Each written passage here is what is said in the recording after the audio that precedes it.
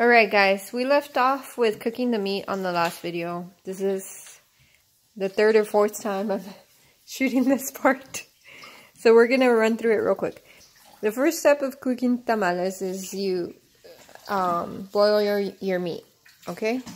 We're using about 3.5 pounds of shoulder, pork shoulder, but you need to use pork butt. We just couldn't find any pork butt. And the amount that we could find was too high, so we would have wasted meat, so we just used pork shoulder. But you want pork butt. You're going to put it in a boiling pot of water. How much water do you use? You use enough to cover the meat, plus 2 or 3 finger breaths. In the water, you put plenty of salt. You're going to use about 2 tablespoons of salt with half a head of garlic. If you use a pressure cooker, like you see here, the amount you spend boiling the meat will be a lot less. It'll be, I guess, about 45 minutes to 30 minutes. Whereas with this type of pot, you're going to spend an hour and a half.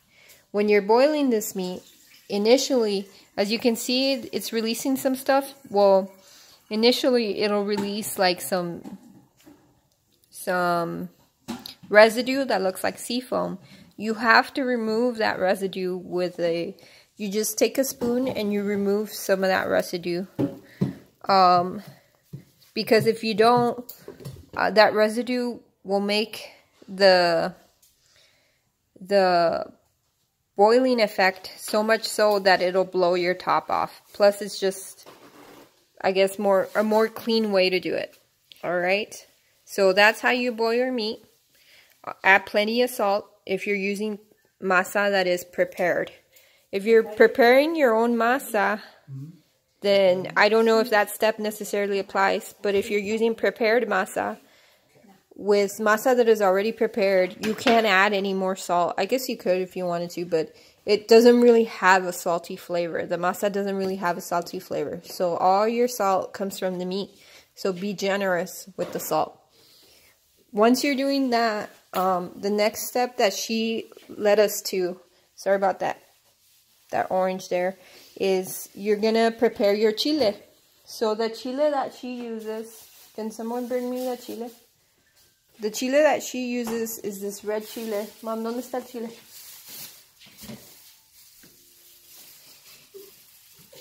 It's this chile right here. I don't have a bag to show you where this chile came from, because she went to Mexico, to Juarez, picked up the chile, went home to El Paso, flew to San Antonio, and now we have this chile. She calls this chile colorín, and we'll get to that in a second. But you take this chile, it's, as you can see, it's dried out, and if you shake it, you can hear the seeds. You remove the stem of the chile, and you remove some of the seeds so that you don't get too much flavor. Then, when you're done doing that, you cover it in water and you soak it in hot water.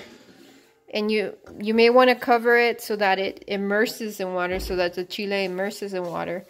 And you just let it sit and soak there for about an hour and a half. Now, chile colorín, when you look it up in Google, you're not going to find it as chile colorín. If you literally Google it, can you open that for me, honey? If you literally Google it, when you go to Google, you'll see that it's chile pasilla. And I guess it comes in different forms. It can come black, or it can come red like this. So that's the type of chile we're using in our recipe.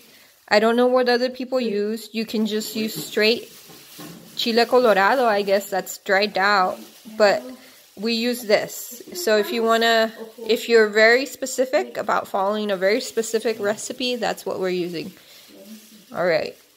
We're going to move on to, we're making our tamales, both sweet tamales and chile tamales at the same time. So we're going to move on to some of the steps of the sweet tamales. But before I get to that, when you make tamales, you need corn husk leaves. And these corn husk leaves, you have to clean them, guys, or else, well, it's just bad if you don't clean them. It's kind of gross. You buy the corn huslies from your local store. And then after you take them out of the bag, be hygienic, treat them like produce, and please clean them. And so as you can see, we kind of give them a little bath here. And you clean them individually too. And make sure that, you know, you get off all that extra. Sometimes they come with a little bit of extra dirt on them. You need to remove all that. And so now we're moving on to making sweet tamales as well. Okay, guys, this is the part where we're making sweet tamales. And I'm going to rush through this a little bit, so sorry about that. She's using about 2 pounds of prepared masa. And what she added right there is 2 half tablespoons, so I guess a full tablespoon. A teaspoon, sorry, teaspoon. Correct that. 1 teaspoon of baking powder. All right? And then you're going to work the masa. That's what you're going to do. You're going to, you know, how do you say it? Like working the masa? Yes, kneading the masa. That's what we're using our words. Okay, you're going to knead the masa and work it a little bit. ¿Por cuánto tiempo hace esto? ¿Cómo sabe que ya está lista? Cuando pone un vaso de agua y luego le pone poquito y se tiene que quedar encima. Okay, so she has a way of measuring when the masa's done, and we're going to go over that in the future. But what you're also going to add to the masa is a whole lot of manteca. Now, this right here, she also kneaded the manteca with cold water. I don't know why she does that, but that's just cold water. Cold water. She kneaded it. In other words, the same way you would knead the masa, you knead the manteca. This is too much manteca for the amount of masa that we have. So you're gonna probably use a lot less than this. I would say use, just a second, I'm gonna ask my mom. This is about half a pound of masa. I'm sure everyone just laughed when they heard that because it's a lot of masa. You need a little bit less than that, so maybe a quarter of a pound. And then here she added, if she would just show me, she added about half a cup. Is that? Yeah. Half a cup of sugar. We're gonna go with half a cup. That wasn't completely okay.